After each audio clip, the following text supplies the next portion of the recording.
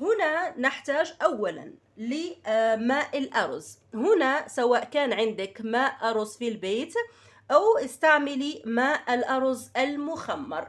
طريقة عمل ماء الأرز المخمر هي أن نأخذ أي نوع أرز، يفضل أن يكون الغني بالنشا، ونقوم بغسله كوب، نضيف عليه كوبين من الماء، يفضل أن يكون ماء مغلي، نضعه في علبة ويوضع في خزانة المطبخ فقط، نتركه لمدة 24 ساعة ثم نستخدمه.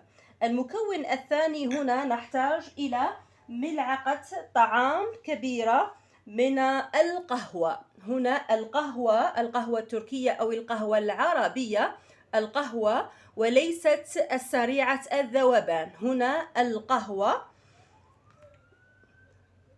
ونضيف الماء الأرز على القهوة بهذا الشكل، نخلط المكونات جيدا مع بعضها البعض، نتركها لمدة ساعتين ثم نقوم بتصفيتها، وبعدها نقوم بشطف الشعر، قلت كآخر شطفة، أو يمكن غسل الشعر بهذه الوصفة.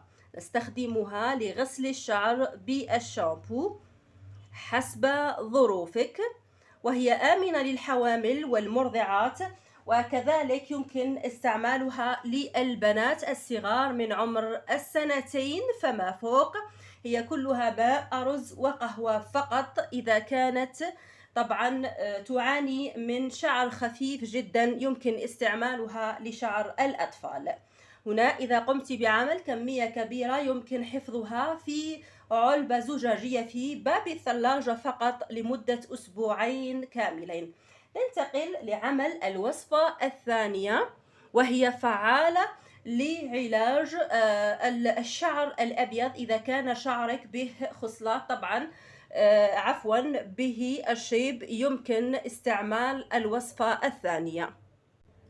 مكونات الوصفة الثانية: هنا لدينا حوالي 3 وريقات من الغار، ورق الغار أو ورق اللورا، الرند أو ورق سيدنا موسى، وكذلك المكون الرائع الثاني الذي يعالج الشيب وكذلك ينبت لنا فراغات مقدمة الرأس بسرعة، هو عشبة السنمكي التي نستخدمها لعلاج الإمساك، عشبة السنمكي، وكذلك القرنفل، كلها أعشاب أثبتت فعاليتها في إنبات فراغات مقدمة الرأس بالدرجة الأولى، وكذلك علاج للشيب، ولكن يجب المداومة فقط على هذه الوصفات الطبيعية إذا كانت استجابتك للوصفات الطبيعية بطيئة جدا. وبعدها نضع يوضع الماء المغلي طبعا لنستفيد من فوائد الأعشاب بهذه الطريقة، ثم نغطي الإناء ونترك الأعشاب لتنقع لمدة 2 ساعة قبل شطف الشعر بهذه الأعشاب. طبعا هنا لا توجد رائحة طبعا تطغى على هذه الوصفة، رائحة الغار وكذلك القرنفل. قلت نقوم بشطف الشعر كآخر شطفة، أو يمكن كذلك غسل الشعر بهذا المحلول، طبعا دائما بعد تصفيته. يمكن عمل كمية كبيرة جدا حوالي 3 لترات طبعا من هذا الماء، وحفظه في قارورات في المجمد فقط، نقوم بتسخينه أثناء الاستعمال. وهي وصفة آمنة للحوامل والمرضعات، يمكن للرجال كذلك استعمالها طبعا إنبات الشعر واللحية وكذلك علاج الشيب. الأطفال الصغار كذلك يمكن استعمال هذه الوصفة، ولكن من 10 سنوات فما فوق يمكن استعمالها، لأنها تعتبر قوية نوعا ما هذه الأعشاب على الأطفال. كذلك يمكن بعد تصفية هذا المحلول وضعه في بخاخ، قارورة بخاخ، وبخ الشعر به. ثم يمكن استعمال مجفف الشعر إذا كانت لديك مشاكل صحية. يمكن ولا مانع أبدا في استعمال مجفف الشعر لتجفيف الشعر عند استعمال هذه الوصفة عن طريق البخاخ. بالنسبة للوصفة الثالثة كذلك هي سريعة لإنبات الفراغات، لها فوائد كثيرة. نحتاج هنا في هذه الوصفة إلى قشور البرتقال.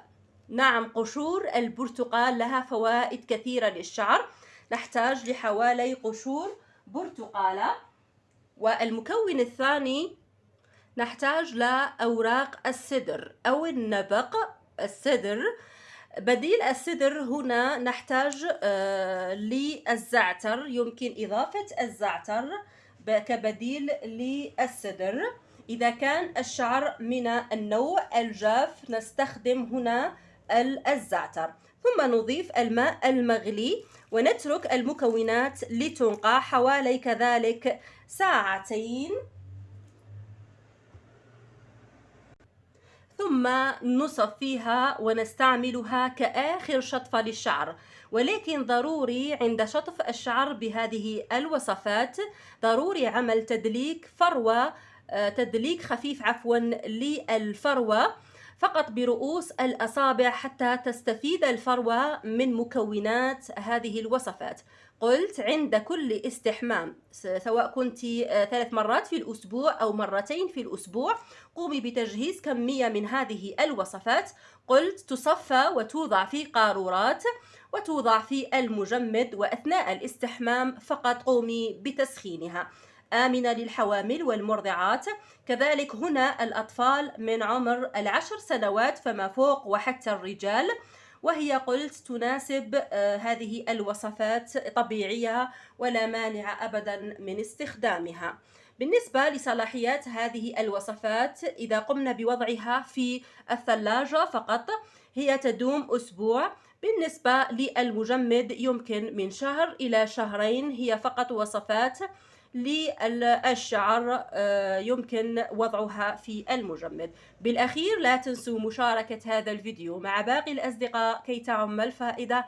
أترككم في رعاية الله وحفظه، والسلام عليكم ورحمة من الله وبركاته.